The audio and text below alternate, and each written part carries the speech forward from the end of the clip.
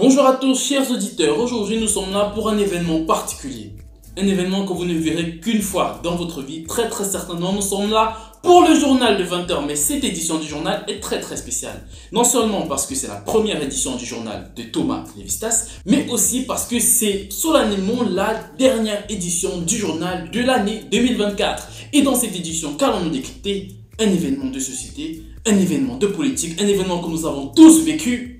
Nous allons décrypter l'année 2024. Année qui, ma foi, a été riche en bonnes nouvelles et en mauvaises nouvelles, en péripéties et en non-péripéties, en plein d'événements majestueux et beaucoup de merde. Et moi, Thomas, je m'engage aujourd'hui à vous décrypter cette année pour que vous ne passiez rien de ce qui s'est déroulé en 2024 avant d'entamer la nouvelle année. Eh bien, si tu veux tout savoir de ce qui s'est déroulé en 2024 et que tu aurais oublié, juste abonne-toi à la chaîne et tiens bien ton verre de café parce que aujourd'hui nous entamons enfin le journal de 2024.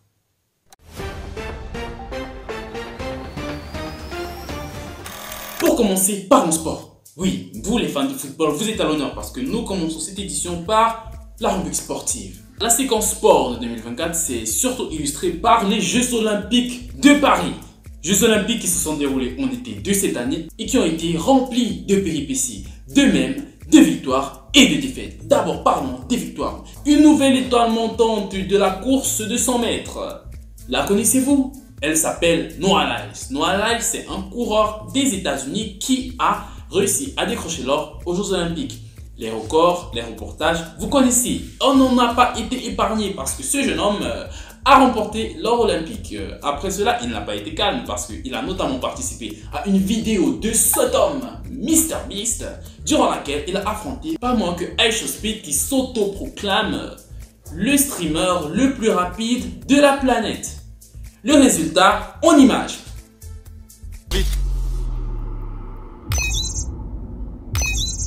Évidemment, iShowSpeed s'est fait éclater sa grand-mère. Mais qui est-ce que ça surprend? Personne. Et le pire, c'est que cette course s'est déroulée sur 50 mètres. Il faut savoir que Noah Lyles est un coureur de 100 mètres. Et il faut savoir qu'un coureur de 100 mètres, en général, n'atteint sa vitesse maximale qu'autour de 70 mètres. Et non pas au début. C'est ce que vous devriez savoir. Donc, iShowSpeed, je tiens à te dire, moi, que tu t'es fait éclater par un mec à 50%. Oui, je le dis. 45 000 €, je m'en bats les couilles. Tu t'es fait éclater par un mec à 50%. Faut le dire.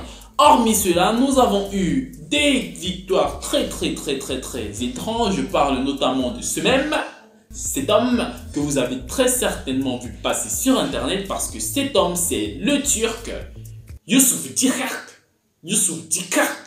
Youssouf qui a connu l'exploit de remporter l'argent olympique.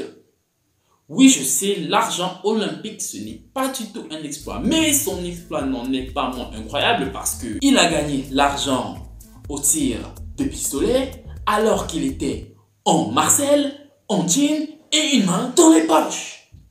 Il s'en bat les couilles, le gars. Eh oui. Et à côté de ça, il y a eu une femme qui a remporté une médaille également avec tout l'attirail de Cyberpunk.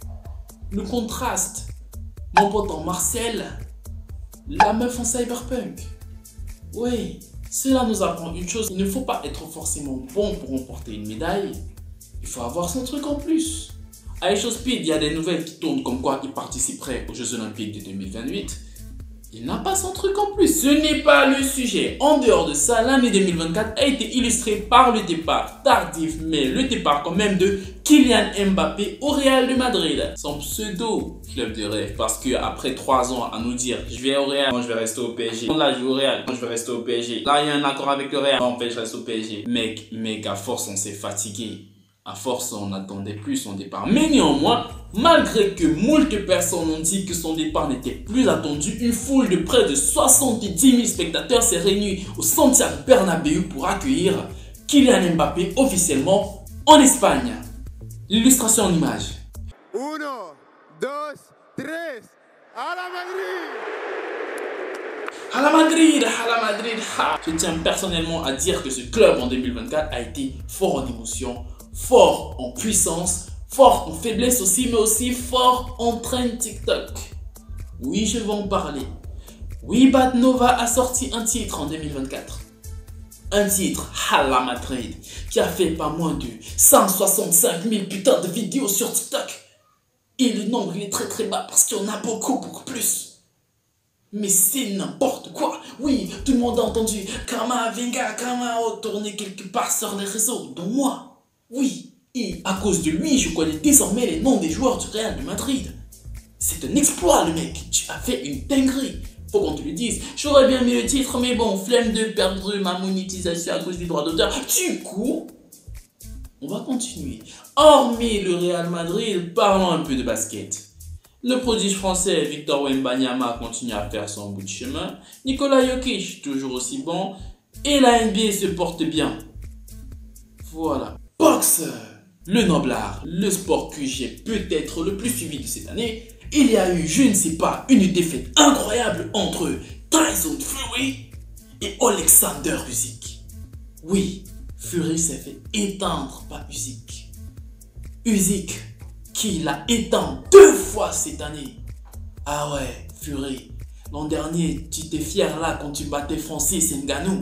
Tu t'es fait niquer, espèce de gros arabe de merde. Mais ce n'est pas le sujet. Parce que le Francis Ngannou qui a malheureusement perdu de façon très controversée contre Tyson Fury l'année dernière, s'est encore incliné contre Anthony Joshua cette année. Ce n'est pas facile à vivre, mais force à toi. Un jour, tu seras au devant de la scène, Francis Ngannou. Mais à côté de ces défaites contre Anthony Joshua, il y a eu aussi, et ne l'oublions pas, une victoire contre le non pas puissant Alex Ferreira, un géant brésilien qui s'est fait éteindre en 30 secondes par le prédateur. Ouais, le Camerounais on est très fort, faut jamais l'oublier.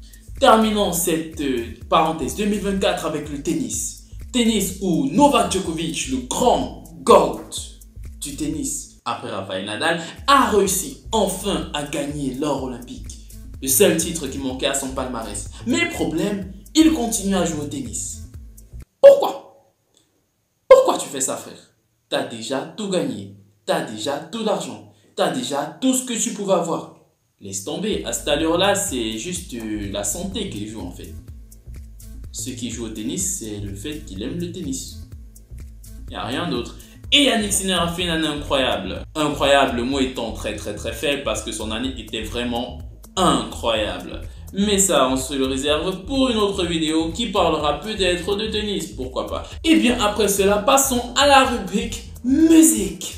L'onglet musique a été marqué en 2024 parce que nous avons eu des albums énormes, très forts, des émissions, des télécrochets, des collaborations, des duos, plein de choses qui ont fait que cette année, niveau musique, on était pas mal. Déjà, l'année 2024 en musique en France a été marquée surtout par la 3e édition du télécrochet Nouvelle École.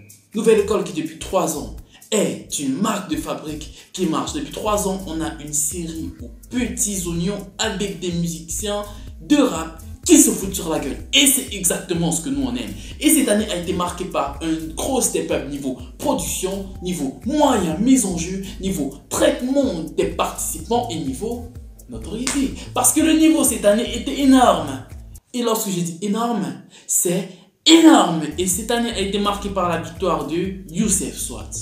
Youssef Swat, un gars qui depuis le début nous a montré qu'il savait rapper. Mais il a gagné malheureusement face à un autre gars du nom de JER. JER, frère, nous sommes encore avec toi. Tu devais gagner parce que tu étais beaucoup trop fort pour cette émission.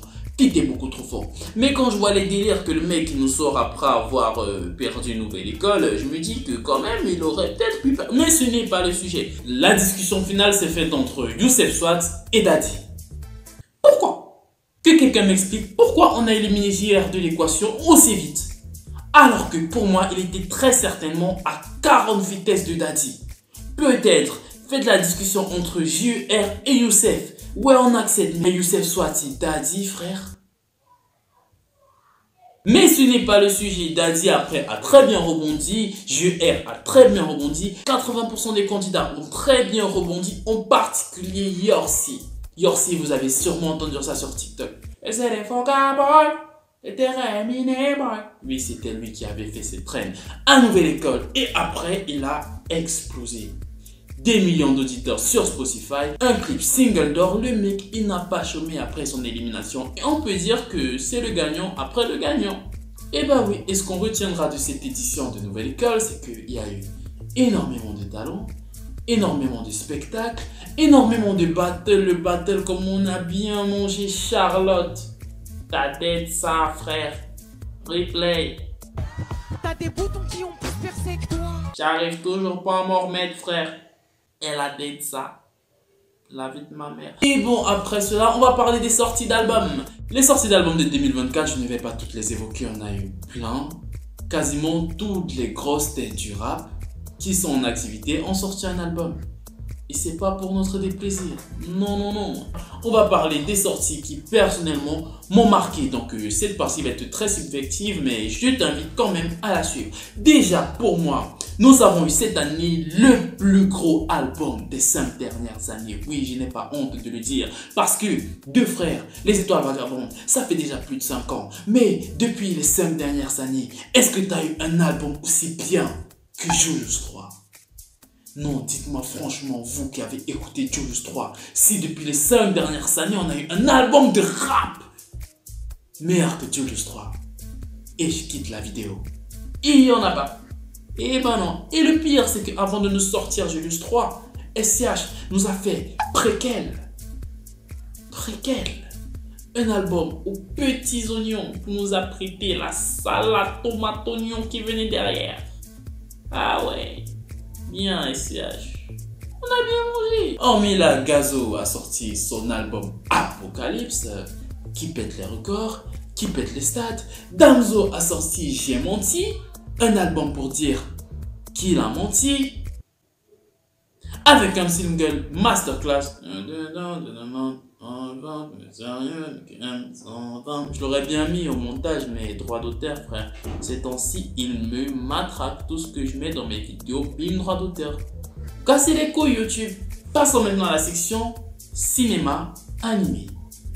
2024, une année riche en animé. La majorité des grosses têtes est au rendez-vous. Je parle notamment de Bleach, de One Piece, de tout le monde. Ce que je retiens de l'année 2024 niveau animé, c'est Bleach 1000 Year Blood War partie 3. Une série qui a été en moyenne, écoutez bien, en moyenne notée à 9,3 par épisode sur IMDb. Genre, il y a eu près de 12 épisodes. Et la moyenne de notes, elle est à 9,3. Rendez-vous compte du délire. One Piece nous a sorti des combats aux petits oignons avec une animation chelou, mais qu'on aime. Marshall le générique. Oui, c'était très bien, Dandalan. S Paradise, le banger que ça a été en animé cette année, on a bien mangé. Et aussi en ce que je peux appeler dessin animé. Parce qu'on a eu cette année la saison finale de Arcane. Arcane qui depuis près de 3 ans nous fait attendre cette deuxième saison qui nous a mis bien. Je ne vais pas spoil pour ceux qui ne l'ont pas regardé, mais regardez Arcane. Ça a été le banger de l'année. Nouvelle sortie encore, nous allons parler de Squid Game qui est sorti en fin d'année. La saison 2 qui est très ressemblante à la saison 1 mais avec quelques nouvelles idées. Je ne vais pas juger, c'est nouveau. Allez regarder. Encore question cinéma. Il y a MrBeast qui a sorti une masterclass. Mais ça, nous le gardons pour la section internationale. Donc, ce qu'on retiendra du cinéma et des animés en 2024, c'est qu'on a bien mangé. Mais qu'en est-il des mangas? Les mangas, ça va bien. Les mangas, c'est très bien. Les meilleurs mangas cette année, selon moi, ont été Boruto et Blue Lock. Ce sont mes coups. Les tiens, je m'en bats les couilles. Ne te désabonne pas parce qu'on n'aime pas les mêmes bails. Wesh, au contraire, tu mets en commentaire pour me dire ce que tu kiffes. Hein. Soyons pas débiles. Mais bon, oh mais cela, il y a eu un manga puissant, un manga énorme. Pas énorme au niveau de l'histoire, ni du contenu, mais énorme au niveau de ses statistiques. Et ce manga, il est français, mais on en reparlera plus tard. Passons à la prochaine section internationale.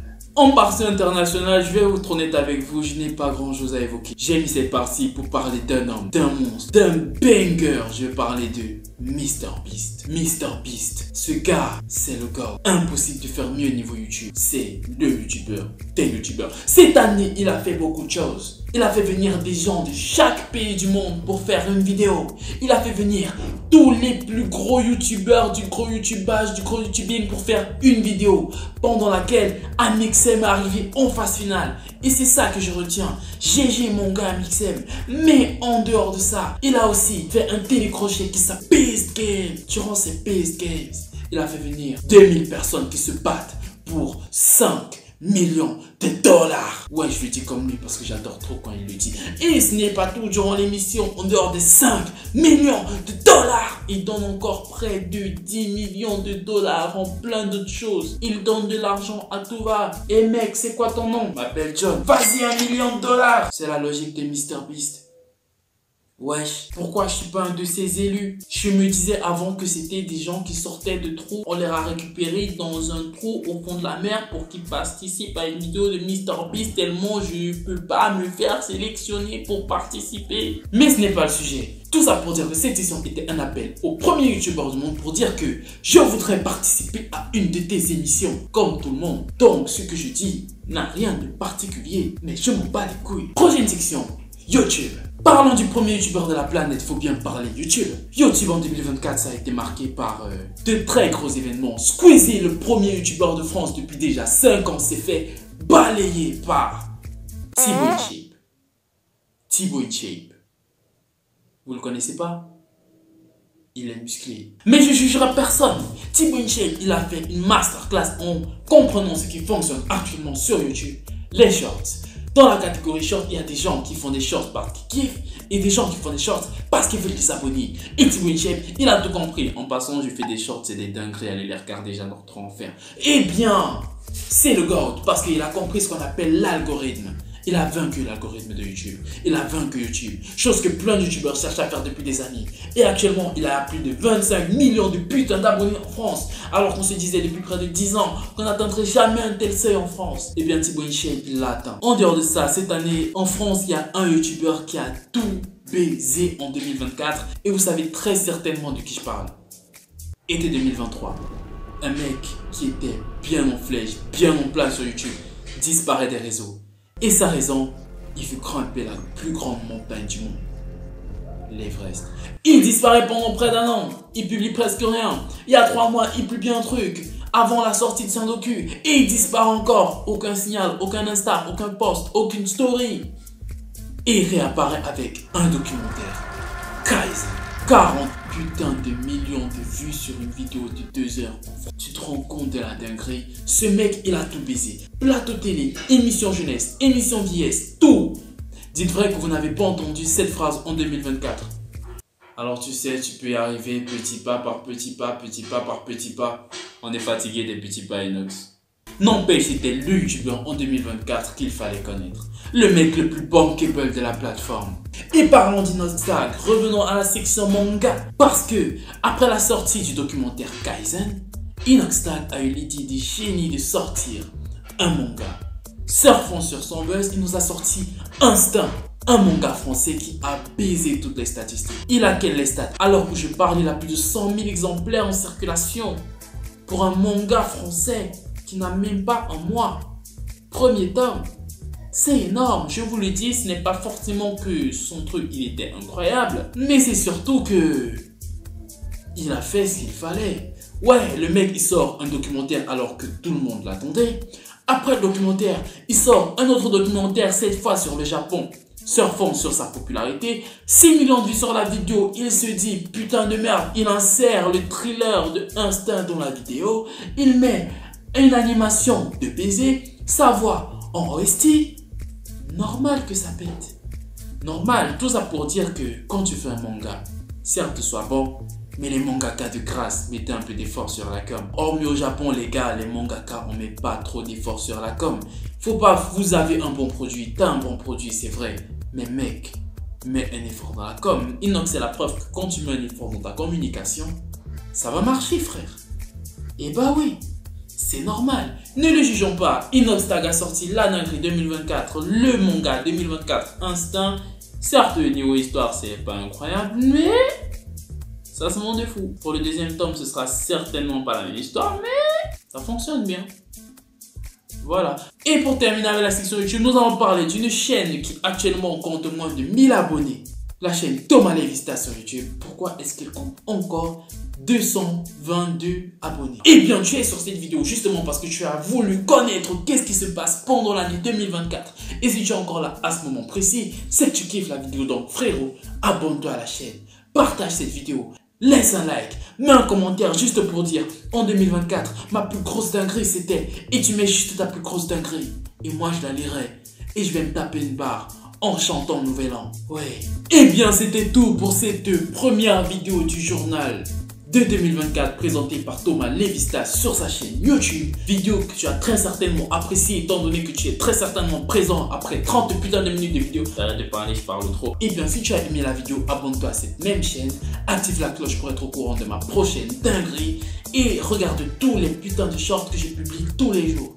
Ouais, il y en a pour ton argent. Et bien c'était certainement la dernière fois qu'on m'entendit parler de l'année 2024 et j'espère que vous avez été satisfaits. C'était Thomas Levistas et bonne année 2025 à tous.